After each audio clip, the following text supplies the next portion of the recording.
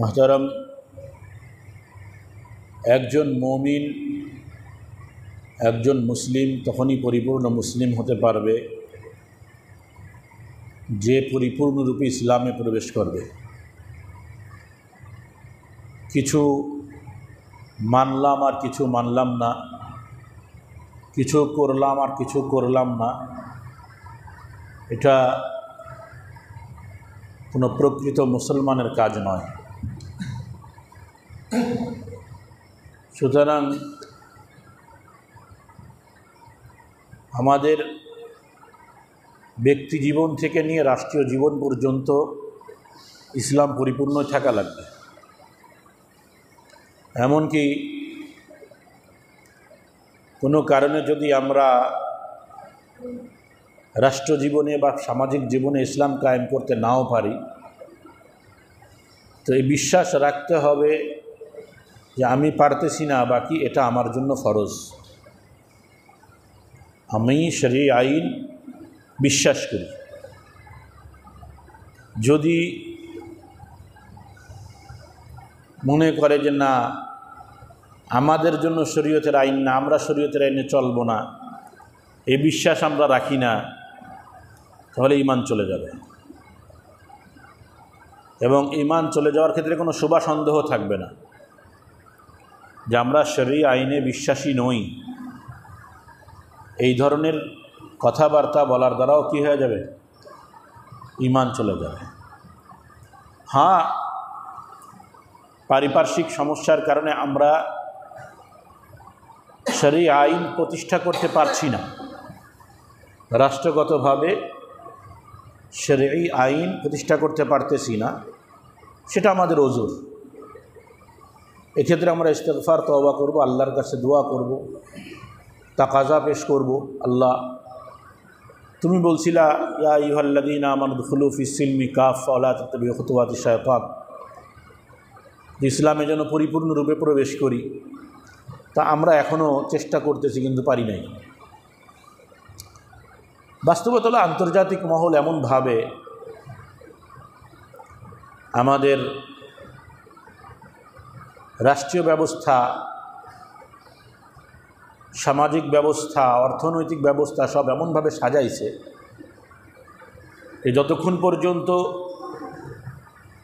দেশের প্রশাসন, সরকার পরিপূর্ণরূপে ইসলামে প্রবেশ না করবে, সম্পূর্ণ তাদের থেকে বিচ্ছিন্ন না হবে, তাদের দ্বারা শরীয়ত আইন প্রতিষ্ঠা করা সম্ভব না।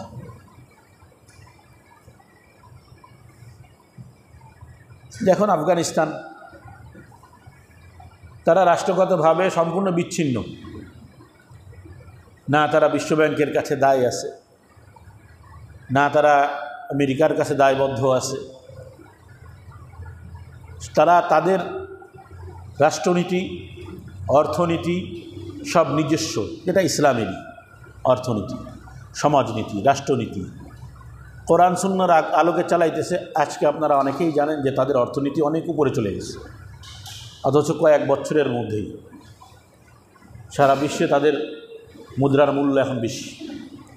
মাঝে মধ্যে পড়ে গেছে, কিন্তু আবার উঠছে, আবার পড়তেছে, আবার উঠতেছে, ডলারকে টক্কর দিতেছে। ইসলাম বলে মুদ্রানীতি নির্ধারণ হবে স্বর্ণের মাধ্যমে। আজকে যে আলোচনাগুলো করব সবার মাথায় ঢুকবে না, কিছু বিষয় আছে যেগুলো সবার মাথায় ঢুকবে না। চেষ্টা করব যাতে আপনাদের বিষয়টা বুঝে আসে এবং একটা ধারণা দেওয়া যে রাষ্ট্রনীতি আর অর্থনীতি এটা সম্পূর্ণরূপে কোরআনে আছে। এই কথাটা এই জন্য বলতেছি, আমি যখন অসুস্থ ছিলাম, যার কারণে পরবর্তী জুম্মা পড়াইতে পারি না, নাহলে ওই জুম্মায় বিষয়টা নিয়ে আলোচনা করতাম। আপনারা দেখেছিলেন সাংবাদিক ইলিয়াস সাহেব কিছু লোক নিয়ে একটা টকশো করেছিল, সেখানে আমাদের কওমি ঘরানার একজন বক্তা তার কাছে বেশ কিছু প্রশ্ন করেছিল। তার মধ্যে একটা হলো যে আপনারা রাষ্ট্র চালাবেন, আপনাদের কাছে অর্থনীতির জ্ঞান আছে? তো সে বলছে হ্যাঁ আছে। কথা তো ঠিক, কারণ সে মাদ্রাসায় পড়া, এতটুকু তো জানে আছে। তো সে কোরআন থেকে অর্থনীতির উপরে আমার কিছু আয়াত শোনা। এখন কথা হলো যে ওই সময় শোনাইতে পারে নাই, কারণ হলো সে নিজে দুর্বল। আত্মসমালোচনার জন্য বলতেছি, আত্মসমালোচনা। যে আমাদের মধ্যে এমন একটা পরিবেশ তৈরি হয়ে গেছে যে মোটামুটি গলা বাজাইতে পারে, বোঝেন নাই? গলা বাজানো বোঝেন তো? মোটামুটি ভালো কথাবার্তা বলতে পারে, ধুমকি টুমকি লাগাইতে পারে, নারায় তাকবীর আল্লাহু আকবার দিতে পারে। তো আমরা এদেরকে মনে করি বিশাল বক্তা, অথচ দেখা যাচ্ছে তার ভিতরে গলাবাজির যোগ্যতা আছে, জ্ঞানের দৈন্যতা আছে। আল্লাহ মাফ করুক, ওই সময় উনি দিতে পারে নাই। মজার কথা হলো ওই টক শোতে আসলে যাওয়া উচিত ওই সমস্ত ব্যক্তিদের যাদের মাঠে ময়দানে কাজ করা জরুরি না, কিন্তু এলমি লাইনে যাদের কাজ আছে। পরবর্তীতে যারা একটু ইসলাম থেকে দূরে থাকে তারা ওইটা নিয়ে যে ইসলাম অর্থনীতি শেখায় নেয়, আরও কত আলোচনা সমালোচনা আমাদের এই সোশ্যাল মিডিয়ায়। তো আসল কথা হলো যে কোরআন আমাদেরকে রাষ্ট্রনীতিও দিছে, অর্থনীতিও দিছে, পারিবারিক নীতিও দিছে, আবার ব্যক্তি জীবনের নীতিমালাও দিছে। একটা অংশ এমন আপনি পাবেন না যে কোরআন সেখানে আমার ব্যাপারে বা আমাদের দুনিয়ায় চলাফেরার ব্যাপারে কোথাও কোনো মূলনীতি, অর্থাৎ এক কথা প্রত্যক্ষ বা পরোক্ষভাবে দিক নির্দেশনা দেয়নি, আপনি পাবেন না। এখন মানুষ তো গলাবাজির কারণে তারে বড় মৌলবী মনে করে। হঠাৎ সে বলতে পারে না, সে মামুনুল হক সাহেব হুজুরের সূত্র বলে দিছে যে ওইখানে কথা বলবে। তারা এটাকে হাতিয়ার বানাইছে। ইসলামে মনে হয় অর্থনীতি নাই, রাষ্ট্রনীতি নাই, ইত্যাদি ইত্যাদি। 1921 সাল পর্যন্ত তো ইসলামী সাম্রাজ্যই শাসন করে গেছে, আমেরিকা, ব্রিটেন, সব কিছু সব করার উপরে। হ্যাঁ, 1800 সালের দিকে এসে তারা আস্তে আস্তে প্ল্যান করছে যে ইসলামী সাম্রাজ্য ধসাইতে হবে। এখন আমাদের প্রজন্ম আমরা ইসলামী সাম্রাজ্য পাই নাই, যার কারণে ইসলামী রাষ্ট্রনীতি আমাদের সামনে আর নাই। যাদের কাছে আছে তারা সব ওলামা একরাম, আম মানুষ ইসলামী রাষ্ট্রনীতি নিয়ে পড়ে না। অর্থনীতি নিয়েও, ইসলামিক অর্থনীতি নিয়ে পড়ে না। মজার কথা হলো দেখেন, আজকে আফগানিস্তান তারা তাদের থেকে আলাদা হওয়ায় এখনও পর্যন্ত আমেরিকার দোসর যারা, তারা কিন্তু তারা স্বীকৃতি দেয় না। আর রাশিয়া যে স্বীকৃতি দিছে সেটাও পলিটিক্যালি। দুশ্মনের দুশ্মন বন্ধু হয় না, শত্রু কি হয়? বন্ধু হয়। আমেরিকার সাথে যেহেতু আফগানিস্তানের কাটাকাটি, তো এখানে আর কি পলিটিক্যালি চীন, রাশিয়া সহ বেশ কিছু রাষ্ট্র এদেরকে স্বীকৃতি দিতেছে। যাই হোক, অর্থনীতি কোরআনে আছে কিনা? বর্তমান সমাজ ব্যবস্থায় বিশ্বে 4 প্রকারের অর্থনীতি প্রচলিত আছে: ইসলামী অর্থব্যবস্থা, পুঁজিবাদী অর্থব্যবস্থা, সমাজবাদী অর্থব্যবস্থা, মিশ্র অর্থব্যবস্থা, 5 মিশালি। ইসলামী অর্থব্যবস্থা নিয়ে একটু পরে বলি। পুঁজিবাদী সমাজ ব্যবস্থার বা অর্থব্যবস্থার নিয়ম হলো প্রত্যেক ব্যক্তি যার তার সম্পদের মালিক, সে তার মতন করে যোগান দেবে, তার মতন করে ব্যবসায় লাগাবে, তার মতন করেই চাষবাস করবে। এখানে সরকার বা কোনো সংগঠন বা কোনো ধর্ম এর হস্তক্ষেপ করতে পারবে না। এখন এর ক্ষতি কি? আমি খুব সংক্ষিপ্ত করে বলতেছি, কারণ এগুলো সবাই বুঝবে না, যেটা আমি খুব সংক্ষিপ্ত করে বলতেছি। এর ক্ষতিটা হলো এরকম যে আমি আমার সম্পদকে যথেচ্ছা ব্যবহার করব। চাইলে মন চাইলে বাড়াই দিব, মন চাইলে কমাই দিব, মন চাইলে যোগান আটকায় দিব, গুদামজাত করব, ইত্যাদি ইত্যাদি, যা বর্তমানে হয়। মূল্যবৃদ্ধির জন্য কৌশল করে, ষড়যন্ত্র করে, দুর্নীতি করে। এটা পুঁজিবাদীর কারণে আসে।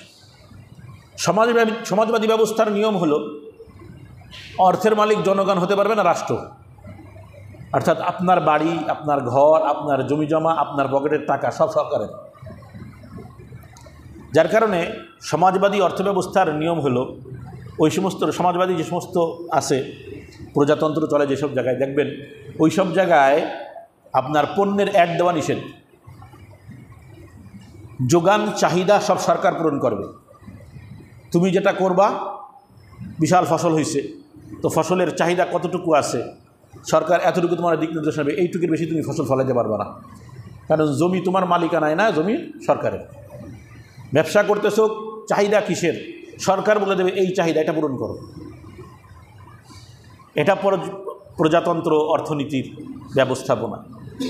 আর মিশ্র যারা, যেটা আমাদের দেশেও চলে, কিছু আছে সরকারি মালিকানা, তো কিছু আছে ব্যক্তি মালিকানা, যার কারণে কিছু জায়গায় সিন্ডিকেট হয়, তো কিছু জায়গায় সিন্ডিকেট হইতে পারে না। আমাদের যারা চাষি, তারা সিন্ডিকেট করতে পারে না, পারেনি। তারা চাষবাস করে মাল নিয়ে এসে বাজারে বিক্রি করে, বাজারওয়ালারা সিন্ডিকেট করে। আবার ইসলামী অর্থব্যবস্থা কি বলে? অনেকটা পুঁজিবাদীর মতন, যদি একটু পার্থক্য আসে, যে সম্পদ আল্লাহর, আল্লাহ তাআলা আমাদেরকে সম্পদের মালিক বানাইছেন। সম্পদের মালিক যখন বানাইছেন, এই সম্পদের চাহিদা অনুযায়ী উপার্জন করা, ব্যয় করা, এটা বান্দার হক। এখানে সরকার হস্তক্ষেপ করবে না, ইসলাম হস্তক্ষেপ করবে, সরকার না। খেয়াল করে, ইসলাম দিক নির্দেশনা দিয়ে দিয়েছে, হ্যাঁ তুমি ব্যক্তি মালিক, তুমি তোমার সম্পদকে ব্যয় করবা, কিন্তু হালাল পথে, আয় করবা হালাল পথে। ইসলামের যে অর্থ ব্যবস্থা, এটার মূল পয়েন্ট হলো সুদমুক্ত। কি মুক্ত? সুদমুক্ত। আর প্রজাতন্ত্র বলেন আর পুঁজিবাদ অর্থব্যবস্থায় বলেন, এই সব কিছুর মূল হলো সুদ। অর্থনীতি এটা আলাদা একটা সাবজেক্ট হিসেবে আসছে 17 সালের পরে। এর আগ পর্যন্ত পৃথিবীতে অর্থনীতি আলাদা কোনো সাবজেক্ট ছিল না, আলাদা একটা বিষয় নিয়ে পড়ালেখা এটা ছিল না। কারণ লেনদেন, মুআমালা, এগুলো মানুষের সৃষ্টিগত তবিঈ বিষয়। আদম আলাইহিসসালাম দুনিয়াতে আসছেন, পরবর্তী তার সন্তানরা আসছেন, একে অপরের সাথে বিনিময় করছেন। কে শিখাইছে? সৃষ্টিগতভাবেই আল্লাহ তাদেরকে শিখাই দিয়েছেন যে লেনদেন করতে হবে। তো এই পৃথিবীর শুরু থেকে নিয়ে ইসলাম আসার পরেও অর্থব্যবস্থার দিক নির্দেশনা দেওয়া আছে। সব নবী হালাল হারাম বুঝাইছে, বৈধ অবৈধ বুঝাইছে, মানুষকে ধোঁকা দেওয়া যাবে না বুঝাইছে। তবে এগুলো হলো ইসলামী আইনশাস্ত্রের অন্তর্ভুক্ত হয়েই 1700 সাল পর্যন্ত বলা যায় ইসলামের মধ্যেই ছিল। আর তখন ইসলামী সাম্রাজ্যের ক্ষমতা বেশি। উমাইয়া, তারপরে আব্বাসিয়া, আর এরা যারা ক্ষমতায় ছিল তারাই আন্তর্জাতিকভাবে অর্থব্যবস্থা কন্ট্রোল করছে। তখনও 1400 সালের আগ পর্যন্ত ইউরোপ বা ইউরোপের ইহুদিবাদীরা চাষবাস ছাড়া আর কোনো অর্থব্যবস্থা জানতই না। 1400 সালের পরের থেকে আস্তে আস্তে শিল্প কারখানা তৈরি হইল ইউরোপ, এবং 1400 থেকে নিয়ে 17 এই 300 বছরের ভিতরে ইউরোপে একটা শৈল্পিক বিপ্লব দেখা দিল। এই শৈল্পিক বিপ্লবের কারণে অর্থনীতিগতভাবে ইউরোপ আস্তে আস্তে চাঙ্গা হলো, আর ইসলামী সাম্রাজ্য 17 সালের পরের থেকে আস্তে আস্তে দমতে থাকল। কারণ তখনও পর্যন্ত ব্যবসা আর কৃষি এই দুইটার মধ্যেই ইসলাম সীমাবদ্ধ রাখছে ইসলামী সাম্রাজ্য অর্থনীতিকে। আর যেহেতু এটা আলাদা কোনো ফন্ড কখনোই ছিল না, বা আলাদা কোনো সাবজেক্ট কখনোই ছিল না, ওই সময়কার ইসলামিক স্কলাররা এই বিষয়টার দিকে ভ্রুক্ষেপ করে নাই, অনিচ্ছাকৃত। কারণ অর্থনীতি তো সৃষ্টিগত। আমি আমার সম্পদ বাজারের চাহিদা অনুযায়ী উৎপাদন করব, বিক্রি করব, ব্যাস। কখনোই সরকার, ইসলামী সরকার ব্যবসায়ীদের উপরে লাঠছড়ি ঘুরায় নাই। রসুলের জামানায় একবার পণ্যের দাম বেড়ে গেছে, তো রসুলের কাছে সাহাবা একরাম আসছে, ইয়া রাসূলুল্লাহ, এই যে পণ্যের দাম বৃদ্ধি পাচ্ছে, আমাদের হাতের নাগালের বাইরে চলে যাচ্ছে। তো যেহেতু রসুল সরকার প্রধান, তো বলছে আপনি পণ্যের মূল্য নির্ধারণ করে দেন। আমাদের সরকার দেয় না, চামড়ার পণ্য নির্ধারণ করে দেয়, আরও কত কিছুর মূল্য নির্ধারণ করে দেয়, সব কিছুর না, ওইগুলোর। এই জন্য বললাম আমাদের দেশটা অনেকটা মিশ্র অর্থনীতিতে চলে।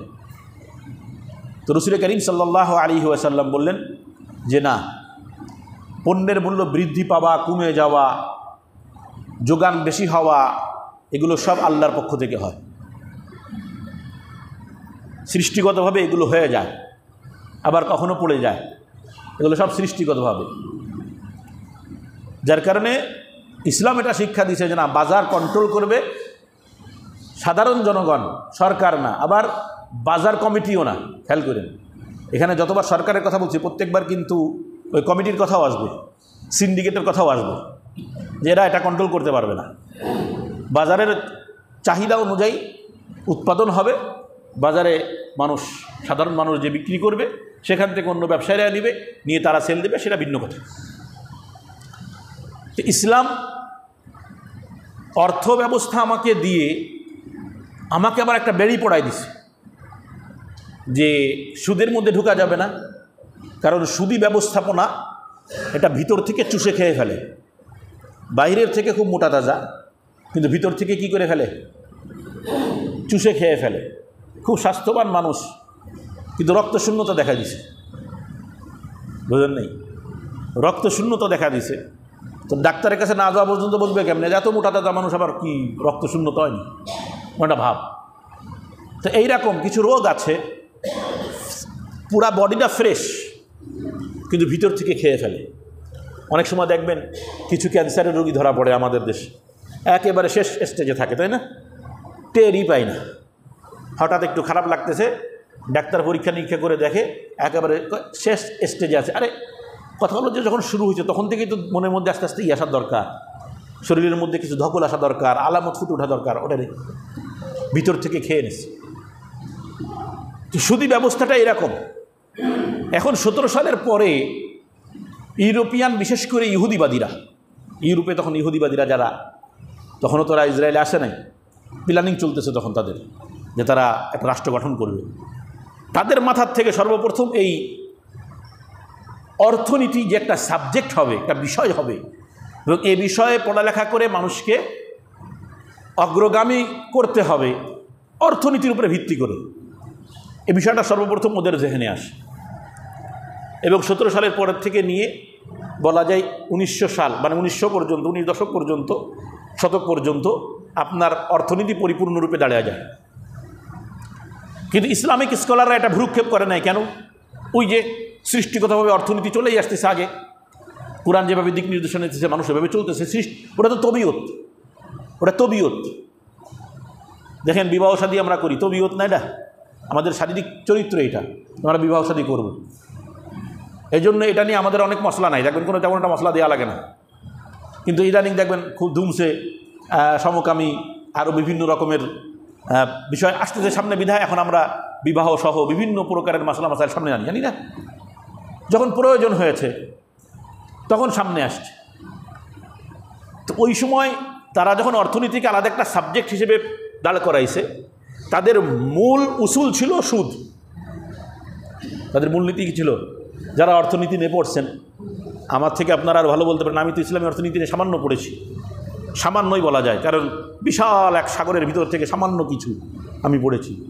কিন্তু পুঁজিবাদী বা মিশ্র অর্থনীতি বা সমাজতন্ত্র, এই সমস্ত অর্থনীতিতে মূলে থাকে সুদ। কততে কত লাভ আসে, কততে কত লাভ আসবে, মুনাফা, মূল বিষয়টা হলো মুনাফা। মুনাফা কত আসে? এখন মানুষ তো সৃষ্টিগতভাবে লোভী না? তো এরাও গবেষণা করছে এভাবেই, যে মানুষ যেহেতু সৃষ্টিগতভাবে লোভী, তো অর্থনৈতিক ব্যবস্থাটাকে এমনভাবে সাজাও যে তাদের সামনে যেন অর্থনীতি বলতেই বোঝায় লাভ, শুধু লাভ। আর ইসলাম অর্থনীতিকে সর্বপ্রথম যেই মূলনীতি দিছে, আহাল্লাল্লাহুল বাইআ ওয়া হাররামার রিবা, তোমাদের জন্য ব্যবসাকে হালাল আল্লাহ করেছেন আর রিবাকে হারাম করে দিয়েছেন। প্রথমেই রিবাকে মেরে দিছে, সুদকে মেরে দিছে, যে না, সুদমুক্ত অর্থনীতি। এখন সুদ বাহ্যিকভাবে বেশি, মুনাফা আসতেছে, তো মানুষ লোভী, ওই অর্থনীতির দিকে ঝুঁকা শুরু করছে। এবং আন্তর্জাতিকভাবে মুসলমান দেশগুলোর ভিতরেও আস্তে আস্তে এই অর্থনীতি চাঙ্গা হয়েছে। এখন তারা মনে করে যে এরকম, বা আমাদের যারা আম মানুষ তারা মনে করে যে অর্থনীতি ওই বিষয়ে আছে, ইসলামে কোনো অর্থনীতির দিক নির্দেশনা নাই।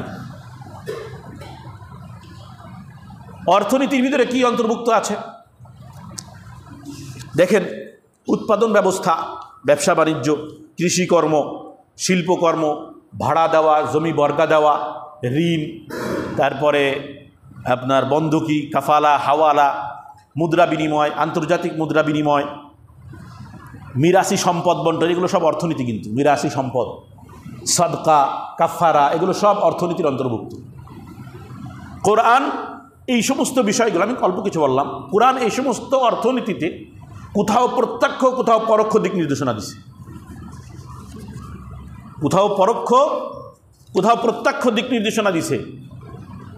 যেমন অর্থ উপার্জন, আমরা বলি যে দুনিয়া বিমুখ হয়ে যাও, দুনিয়া বিমুখ হয়ে যাও, এর অর্থ এটা নয় যে সব বাদ, বাচ্চা কাচ্চার দরকার নেই, ফ্যামিলির দরকার নেই, টাকা পয়সার দরকার নেই, বসে গুহার মধ্যে বসে ইবাদত করে। ইসলাম এটা বলে না। ইসলাম বলে আল্লাহর গোলাম হয়ে অর্থনৈতিক উন্নতি ঘটাও, অর্থ ব্যবস্থাপনা, সম্পদ উপার্জনে উৎসাহ দিছে কোরআন। গত সপ্তাহে জুম্মা নিয়ে আলোচনা করতেছিলাম, দ্বিতীয় আয়াত মানে 10 নম্বর আয়াত যেটা, সেখানে আল্লাহ তাআলা আমাদেরকে দিক নির্দেশনা দিলেন, ফাইদা কুজিয়াতিস সালাতু ফান্তাশিরু ফিল আরদি ওয়াবতাগু মিন ফাদলিল্লাহ ওয়াযকুরুল্লাহা কাসীরান লাআল্লাকুম তুফলিহুন। যখন তোমরা আল্লাহর ইবাদত শেষ করো, জুমার নামাজ শেষ হয়, 5 ওয়াক্ত নামাজ শেষ হয়, তো মসজিদে বসেই জিকির আজকারে লেগে থাকো না। জিকির আজকারে লাগতে পারো অবসর সময়, বরং বের হয়ে যাও, যায় আল্লাহর দেওয়ার রিজিক অনুসন্ধান করো। এখানে অর্থ উপার্জনের প্রতি আমাদেরকে কোরআন উৎসাহিত করছে। এখন অর্থ উপার্জন যে করবে, তো যেমনি ইচ্ছা তেমনি চুরি ডাকাতি কইরা, দুর্নীতি কইরা, সুদি লেনদেন কইরা, আল্লাহ ওটাও বলে দিলেন, ওয়াযকুরুল্লাহা কাসীরান লাআল্লাকুম তুফলিহুন। কাহা উপার্জন তো করবা, তবে আল্লাহরে স্মরণ রেখো, আল্লাহকে স্মরণ রেখো। আল্লাহকে যখন স্মরণ রাখবা, তখন চুরি, দুর্নীতি, ডাকাতি, চিন্তা এগুলো কিছুই হবে না, বরং উপার্জনটা হালাল হবে। তো এটা কি হাত বেঁধে দেওয়া হয়েছে নাকি উম্মতের উপকার করা হয়েছে? কিন্তু সমাজবাদী ব্যবস্থা, অর্থ ব্যবস্থা কিন্তু হাত বেঁধে দিছে, হাত বেঁধে দিছে যে এই পণ্যের দাম এত, সরকার নির্ধারণ করে দিয়েছে, এর বাইরে তুমি যাইতে পারবা না।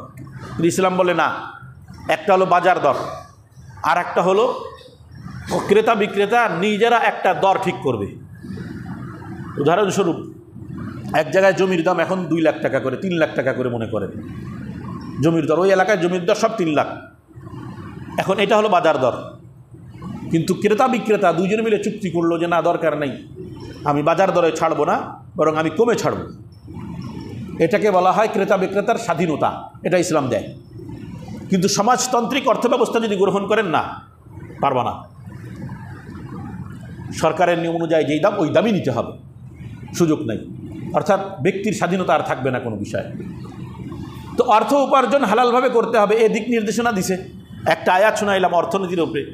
2 নম্বর আয়াত ব্যবসা বাণিজ্য, কেবল শোনাইলাম, আহাল্লাল্লাহুল বাইআ ওয়া হাররামার রিবা। আল্লাহ তাআলা ব্যবসাকে হালাল করেছেন, সুদকে হারাম করেছেন। ব্যবসা শিখাইলো যে ব্যবসার মধ্যে যেন কোনোভাবে সুদ না আসে। আর বর্তমান ব্যবসা তো, বর্তমান যে সিস্টেম, ব্যাংকিং সিস্টেম তেমনভাবে করা হয়েছে যে আপনি লোন না নিয়ে ব্যবসা করতে পারবেন না, আর লোন নিলেই সুদ। তারা অর্থনীতিটাকে এইভাবেই সাজাইছে, আবদ্ধ করে ফেলছে মানুষকে, যে ব্যাংকের বাহিরে আপনি চলতে পারবেন না, আর আপনি এই সমাজ ব্যবস্থা থেকে বেরোইতে পারবেন না। ইসলামিক যে ব্যাংক মনে করেন, আমাদের ইসলামী ব্যাংক, এখানে মাঝখানে একটু কথা বলি, ইসলামী ব্যাংক সুদমুক্ত কিনা? একটা প্রশ্ন আসে না বারবার, ইসলামী ব্যাংক সুদমুক্ত কিনা?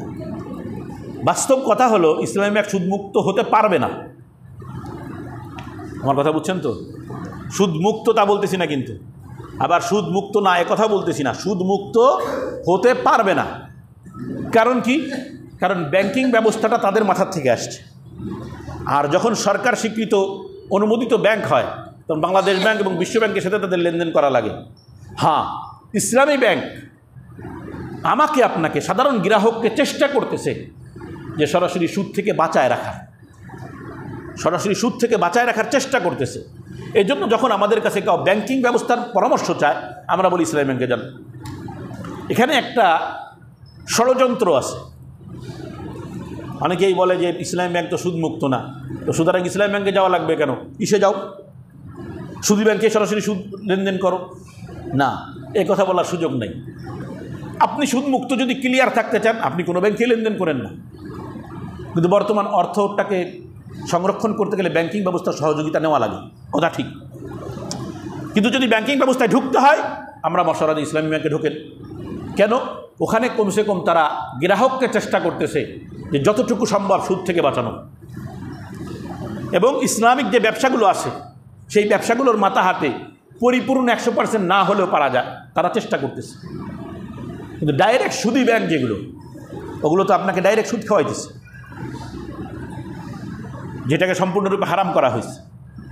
হ্যাঁ, বাকি ইসলামী ব্যাংক বা তার সহসংগঠন যারা আছে বড় ব্যবসায়ী, তারা যদি চেষ্টা করে যে আমরা পরিপূর্ণরূপে বের হয়ে আসব, তাহলে সম্ভব, কিন্তু কঠিন হয়ে যাবে তাদের জন্য এটা। কারণ এই পর্যন্ত যারা ইসলামী অর্থনীতি নিয়ে দাঁড়াইছে, সংস্থা নিয়ে দাঁড়াইছে, এরা এখনও কেউ টিকতে পারে নাই। খেয়াল করছেন মনে হয়, এর আগে সেবক গেছে, এহসান গেছে, আরও বেশ কয়েকটা গেছে এরাকে, যারা মোটামুটি বাংলাদেশে একটা গরম করে ফেলাইছিল আপনার সংগঠন হিসেবে বা ব্যাংকিং ব্যবস্থা, কিন্তু টিকতে পারে নাই। এখন আমরা ব্যবসা বাণিজ্যের ক্ষেত্রেও কোরআন উৎসাহ দিল, কৃষি খামারের ক্ষেত্রেও আমাদের কোরআন উৎসাহ দিতেছে। ইয়া আইয়ুহান নাসু কুলু মিম্মা ফিল আরদি হালালান তাইয়্যিবা, যে হে মুমিন, হে মানব জাতি, জমিনে আমি তোমাদেরকে যে পুত পবিত্র বরকতময় রিজিক দিয়েছি, সেখান থেকে তোমরা আহার করো। চাষবাসের প্রতি উৎসাহ দেওয়া হয়েছে।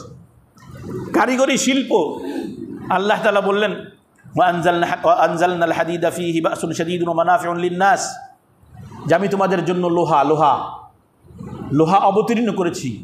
লোহা কিন্তু একটা খনিজ পদার্থ, এটা আল্লাহর পক্ষ থেকে নাজিল হওয়া। তামা, লোহা, তামার কথাও আছে কোরআনে, এগুলো সব খনিজ পদার্থ। আল্লাহ বলছেন এগুলো আমি তোমাদেরকে দিয়েছি, এর ভিতরে শক্তি আছে এবং তোমাদের জন্য ফায়দা আছে। বর্তমান লোহার কাজই তো বেশি নাকি দুনিয়ায়, বিল্ডিং বানানোর, যাই বানান, কলকারখানা, সব লোহা, সব কিছুর লোহার মধ্যে আটকে গেছে। উত্তরাধিকার, এটাও অর্থনৈতিক লেনদেন। এ ব্যাপারেও কোরআন বললেন ইউসিকুমুল্লাহু ফি আওলাদিকুম লিযযাকারি মিসলু হাযযিল উনসায়াইন, যে আল্লাহ তাআলা তোমাদেরকে আদেশ করতেছে সন্তানদের ব্যাপারে যে তোমরা পুরুষদের তুলনায়, নারীরা পুরুষদের তুলনায় অর্ধেক সম্পদ পাবে। এটা হলো মিরাসে, এটা কিসে না, বাপ বেঁচে থাকা অবস্থায় না। বাপ বেঁচে থাকা অবস্থায় এক সন্তানকে যা দেবে সব সন্তান সমান পাবে, নাহলে জুলুম হবে। দেখা যায় এক সন্তান বাড়ি থেকে একটু সময় দেয় তো সব দূরে তারাই লিখে দেয়, যা জুলুম, জায়েজ নেই, হারাম। অন্য সন্তানের হক নষ্ট হবে। কারণ আপনার কাছে যে সম্পদ আসছে, এই সম্পদটা আল্লাহ তাআলা আপনাকে দিছে আপনার পরবর্তী প্রজন্মের জন্য। আমার সন্তানাদি হয়েছে, আল্লাহ তাআলা সন্তান আদির ওসিলায় সম্পদও দিছে, তো একজনকে দিয়ে গেলেন আর কাউকে দিলেন না, এটা জায়েজ নেই। এই জন্য ইসলামের দিক নির্দেশনা হলো মিরাস সম্পদের উপরে ছেড়ে দাও, মিরাসি সম্পদের উপরে ছেড়ে দাও, সময় মতো তারা সঠিকভাবে মালিক হয়ে যাবে। কোরআন বলতেছে সম্পদ উপার্জন করবা, কিন্তু অপচয় করতে পারবা না, কারণ অপচয় করার দ্বারা সম্পদের বরকত নষ্ট হয়ে যায়। ওয়াকুলু ওয়াশরাবু ওয়ালা তুসরিফু, খাও পানাহার করো, কিন্তু অপচয় করো না, কারণ অপচয় করার দ্বারা অর্থনীতির মধ্যে ঘাটতি দেখা দেবে। অন্যায়ভাবে কারোর সম্পদ হরণ করা যাবে না। ইয়া ওয়ালা তাকুলু আমওয়ালাকুম বাইনাকুম বিল বাতিল, যে হে মুমিন জাতি, তোমরা একে অপরের মাল অন্যায়ভাবে খেও না, মাইরিং করে, 2 নম্বরই করিয়া, ঘুষ, সুদ, দুর্নীতি, সব 2 নম্বরই, ভেজাল দিতেছে, সব 2 নম্বরই। 1 কেজি দুধের মধ্যে 1 পোয়া পানি মিশাই দিয়েছেন, 1 পোয়া পানির দাম যে নিয়েছেন সম্পূর্ণ হারাম, তো উপার্জন সম্পূর্ণ হারাম হয়ে গেল। তো কোরআন নির্দেশনা দিতেছে খবরদার, ওয়াতুদলু বিহা ইলাল হুক্কামি লিতাকুলু ফারিকাম মিন আমওয়ালিন নাস, এবং বিচারকের কাছে তোমরা সম্পদ নিয়ে ধর্ণা দিও না, যাতে করে অন্যায়ভাবে তাদের থেকে সম্পদ খাইতে পারো। এসব অর্থনৈতিক দিক নির্দেশনা। 8 নম্বর, পারস্পরিক যে বেচা কেনা করি, অনেক সময় বাকিতে করা বিক্রয় হয়নি, বাকিতে হয় না, কিস্তিতে হয় না, আবার ঋণ হয়। তো এগুলোর ক্ষেত্রে আল্লাহ তাআলা কোরআনের দিক নির্দেশনা দিয়ে দিলেন, ইয়া আইয়ুহাল্লাযীনা আমানু ইযা তাদায়ানতুম বিদাইনিন ইলা আজালিম মুসাম্মান ফাকতুবু, হে মুমিন, যখন তোমরা বাকিতে ক্রয় বিক্রয় করবা, ঋণ লেনদেন করবা, তখন তোমরা ওটাকে স্টাম্পে লিখে নাও, ইসলামটা কী করে নাও, লিখে নাও, এটা দলিল। ঋণ আদান প্রদান বর্তমান জামানায় তো সুদমুক্ত ঋণ নাই। যেই লোকটার কাছে সম্পদ আছে সেও ঋণ দেয় না লাভ ছাড়া, অথচ ঋণ এটা ইবাদত। আগে একদিন আমি বিস্তারিত আলোচনা করেছি যে কার্জে হাসানা ইসলাম একটা বিধান দিয়েছে অর্থনীতিতে, যে কোনো ব্যক্তির অর্থের প্রয়োজন তার একজন ব্যক্তি ওই অর্থের প্রয়োজন মিটাই দিবে। এই প্রয়োজন মিটানো এটা একটা ইবাদত। কিন্তু অর্থনীতিবিদরা, পুঁজিবাদী, সমাজবাদী বা মিশ্র অর্থনীতিবিদ যারা আছে, এদের একটা তাকাজা হলো যে না, অর্থ ফেলায় রাখা যাবে না, দিবা লাভ নিতে হবে, দিবা লাভ নিতে হবে। শিখাইছে আমাদের কেমনভাবে যে লাভ নাও, লাভ নাও, লাভ নাও। এইভাবে কোরআনে বিভিন্নভাবে আপনার অর্থনৈতিক দিক নির্দেশনা আমাদেরকে দেওয়া হয়েছে। যেমন দেখেন, আমরা চাকরি করি না, চাকরি করি তো, কারোর অফিসে করি বা সরকারি করি অথবা দিন মজুরি করে যারা, সব চাকরি। কোরআন সে ব্যাপারেও দিক নির্দেশনা দিছে। সূরা কাসাসের 26 নম্বর আয়াতের মধ্যে আল্লাহ তাআলা বলছেন মুসা আলাইহিস সালামের ঘটনা, যে মুসা আলাইহিস সালাম এবং শুআয়ব আলাইহিস সালামের মধ্যে যে ঘটনাটা ঘটছে, সেখানে তার এক মেয়ে বলতেছে যে ক্বালাত ইহদাহুমা ইয়া আবাতি ইস্তাজিরহু, যে হে আমাদের বাবা, তাকে বাড়িতে কাজের জন্য রেখে দেন। উনি তো পালাতক ছিল, ওই যে এক কিপ্তিকে এক ঘুষি দিয়ে মেরে ফেলাইছিল, এরপরে পলায় চলে গেছিল মাদায়েন শহরে। ওখানে যাওয়ার পর, এখন তো বিস্তারিত বলার সময় নেই, যাওয়ার পরে দেখে এক কূপের পাশে বসা, তো পুরুষ মানুষরা তাদের উট বকরি এগুলো পানি খাওয়াইতে আসছে। তো পানি খাওয়ানোর পরে তারা ওই কূপটাকে আবার পাথর দিয়ে বন্ধ করে চলে গেছে। মুসা আলাইহিস সালাম খেয়াল করছে পিছনে দুইটা মেয়ে আছে, তারা উট নিয়ে দাঁড়ায় আছে, উটের পাল নিয়ে পানি খাওয়াবে, কিন্তু পুরুষদের কারণে আসতে পারে নাই, পুরুষদের কারণে সামনে আসতে পারে না, আড়ালে রয়েছে। সেই জামানায় পর্দা ছিল। তো মুসা আলাইহিস সালামের ঘটনা না, বনি ইসরাইলের, তো ওইখানেও কি আছে, পর্দা আছে, খেয়াল করেন। তো মুসা আলাইহিস সালাম তাদের কাছে জিজ্ঞাসা করলেন, তোমাদের কি সমস্যা? তা বললো, আমরা পুরুষদের মধ্যে পানি পান করাইতে পারি না, এই জন্য প্রত্যেক দিন আমাদের উটগুলো ক্ষুধার্ত থাকে, পিপাসার্থ থাকে। তো মুসা আলাইহিস সালাম খুব শক্তিশালী মানুষ ছিলেন, উনি ওই একা ওই পাথরটা সরাই দিছে, সরাই উটগুলোকে পানি পান করাইছে, করায় তাদেরকে পাঠিয়ে দিছে। দুই মেয়ে যে বাবারে বলছে, বাবা শুআয়ব আলাইহিস সালামকে বলছে যে ভালো একজন লোক পাইছি, এইরকম এইরকম, সে বড়, তারা ডেকে নিয়ে আসো, তারে এত উপকার করলো। তো মুসা আলাইহিস সালামকে যখন ডাকতে গেছে, তো বলছে আমার আব্বা আপনার সাথে দেখা করবে, চলেন। তা বলছে ঠিক আছে চলো। মুসা আলাইহিস সালাম আগে যাচ্ছে আর মেয়ে দুইটা পিছনে, খেয়াল করেন। এখন কথা হলো, পথ চেনে তো মেয়েরা, পথ চেনে কারা? ওই দুইটা মেয়ে পথ চেনে, কিন্তু মুসা আলাইহিস সালাম আগে যাচ্ছেন আর তারা পিছন থেকে পথ বাতলাচ্ছে যে এই দিক থেকে যান, এই রাস্তা দিয়ে যান, ওই রাস্তা দিয়ে যান, এদিকে আমাদের বাড়ি। এটাও পর্দা।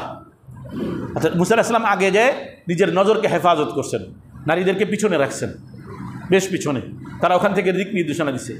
এই ঘটনার পরে যায় যখন মুসা আলাইহিস সালাম শুআয়ব আলাইহিস সালামের কাছে গেছে, তখন এই মেয়েদের একজন প্রস্তাব দিছে যে ইয়া আবাতি ইস্তাজিরহু, হে বাবা আপনি একে বাড়ির কাজের জন্য রেখে দেন। উজরাত ভাড়ায় নেওয়া, শ্রম হিসেবে নেওয়া, চাকরিজীবী হিসেবে নেওয়া।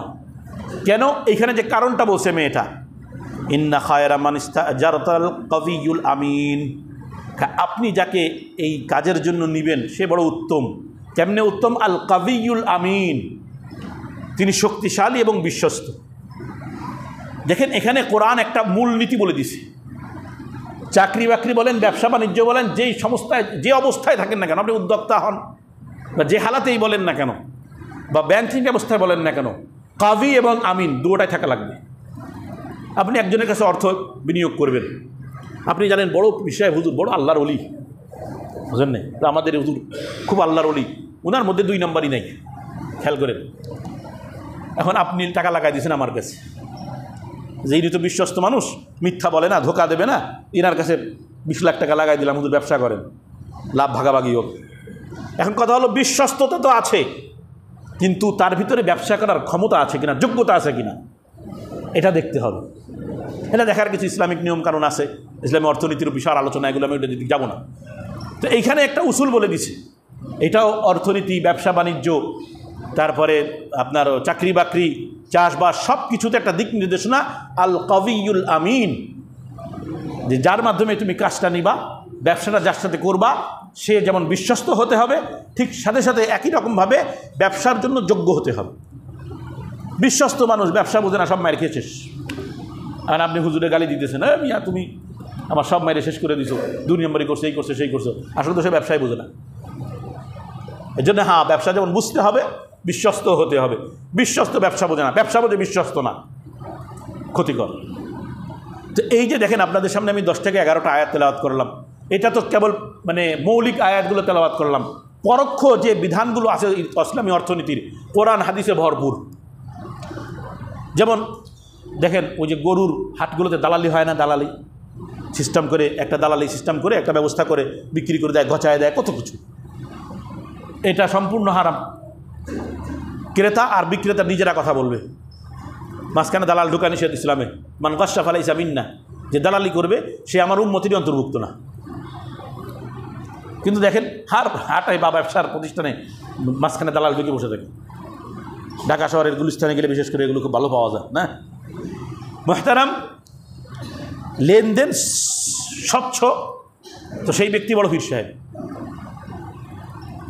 ইমাম মোহাম্মদ রহমতুল্লাহ আলাইহি, আবু হানিফার ছাত্র, উনি ইমাম আবু হানিফা রহমতুল্লাহ আলাইহি রিসার্চ করা যত গবেষণা, ফিকহি যে মাসআলা বা ইসলামিক আইনশাস্ত্র, উনি এগুলো সব কিতাবে লিপিবদ্ধ করেছেন। এবং বলা হয় যে তার লিপিবদ্ধ করা কিতাব কয়েকটা উট লাগতো শুধু বহন করার জন্য। তো এখন তার এক ছাত্র জিজ্ঞেস করছে, হুজুর আপনি এত বুজুর্গ মানুষ, তা আপনি একটু তাসাউফের উপরে কিতাব লিখলেন না? তাসাউফ বোঝেন? সুফিবাদ, পিরালি, এই বিষয়ে তো কোনো কিতাব লিখলেন না? তোর বলছেন, কে বলছে লিখি নাই? সুফিবাদের উপরে আমি সবথেকে বড় কিতাব লিখেছি। কি কিতাব? কিতাবুল বুয়ু, বেচা কেনার অধ্যায়, ব্যবসার অধ্যায়। এইটা হলো সুফিবাদের সবথেকে উঁচু মানের কিতাব। কারণ যেই ব্যক্তির লেনদেন স্বচ্ছ, সেই ব্যক্তি সবথেকে বড় পীর সাহেব। যারা বুঝে আসে না, বর্তমান সুফিবাদ তো ল্যাংটা, গাঞ্জা খায়, ল্যাংটায় বসে থাকে। মানে সব কিছুকে মানে ইসলাম বিদ্বেষীরা এমনভাবে বিকৃত করছে।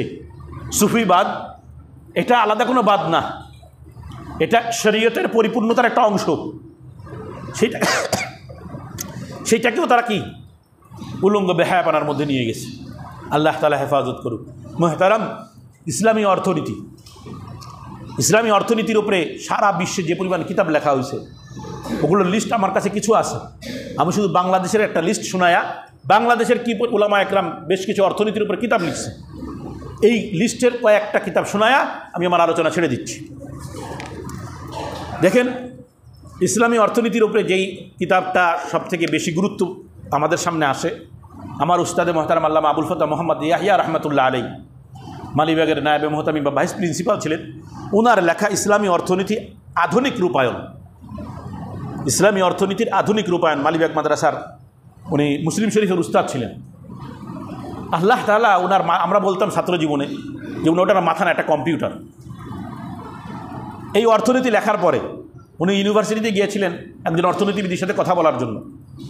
তো ওনাকে উনি আমরা নিজেরা শুনছি ওনার মুখে থেকে গল্পটা, নাম মনে নেই এখন, কার কাছে গিয়েছিল, যার পরে বলছে আমি বইটা লিখছি, আপনি একটু দেখে একটা আপনার সত্যায়ন দিয়ে দিবেন যে হ্যাঁ লেখাটা ভালো একটা হয়েছে, যেহেতু আধুনিক অর্থনীতির উপরে লিখছে। তো উনি বলছেন ঠিক আছে রেখে যান। আমি বড় অধ্যাপক প্রফেসর, সে আর অত গুরুত্ব দেবেনি, একটা মৌলবী আইছে। তো হুজুর বললো, বুঝলাম যে মূল্যায়ন হচ্ছে না, তো আমি বইটা এমনভাবে রাখলাম যাতে তারা নজরে পড়ে, টেবিল এমনভাবে রেখে আসলাম। তো চলে আসছি, মনে হয় 1 সপ্তাহ পরে ফোন দিছি, আপনার সাথে আমি দেখা করব, আপনি কোথায় আছেন? তো বললাম আমি মালিবাগ মাদ্রাসা আছি। আমি আসতেছি। না স্যার আমি আসতেছি। না আমি আসতেছি। উনি বলতেছেন যে ইসলামী অর্থনীতি এবং আধুনিক অর্থনীতির মধ্যে এমন সমন্বয় আমি আগে কোনোদিন পাইনি। এই কিতাবটা পড়ে বলছি। এছাড়াও পুঁজিবাদ, সমাজবাদ ও ইসলাম, শেখুল হাদিস আল্লামা মামুনুল হক সাহেবের আব্বা শেখুল ইসলাম রহমতুল্লাহ লিখছেন অর্থনীতির উপরে বই। একই নামে আতাউর রহমান খান নদভী, উনিও লিখছেন।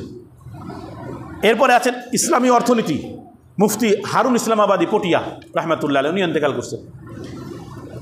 এরপরে অধ্যাপক আখতার ফারুক সাহেব, উনিও লিখছেন একটা কিতাব, পুঁজিবাদ এবং সমাজবাদ, এসব ইসলামী অর্থনীতি। ইসলামী অর্থনীতি মৌলানা ইসহাক ফরিদী রহমতুল্লাহ আমার উস্তাদ, উনিও আমার উস্তাদ, আল্লামা আবুল ফতহ সাহেবের সাথী ভাই। দুইজনেই তখর ছিল, আর দুজনের মধ্যে খুব প্রতিযোগিতা হইতো কিতাব লেখা নিয়ে। তো উনিও ইসলামী অর্থনীতির উপরে কিতাব লিখছেন। আমাদের যে খতিব যিনি আছেন বাইতুল মুকাররমের মুফতি আব্দুল মালেক হাফিজাহুল্লাহ, উনার বড় ভাই মুফতি আবুল হাসান আবদুল্লাহ, উনি একটা কিতাব লিখেছেন মাল্টি লেভেল মার্কেটিং, তাত্ত্বিক বিশ্লেষণ ও শরঈ হুকুম। বর্তমান মাল্টি লেভেল মার্কেটিং এরিয়া আছে না, এর উপরে উনি বিস্তর একটা কিতাব লিখেছেন যে কোনটুকু হালাম, কতটুকু হারাম, কতটুকু হালাল, এ বিষয়ের উপরে। এসব আমাদের বাংলাদেশের ওলামা একরামদের কথা বলতেছি, সারা বিশ্বের ওলামা একরামের কথা বলি নাই, শুধু বাংলাদেশের যে ইসলামী অর্থনীতির উপরে তারা কীভাবে কিতাবগুলো লিখছে।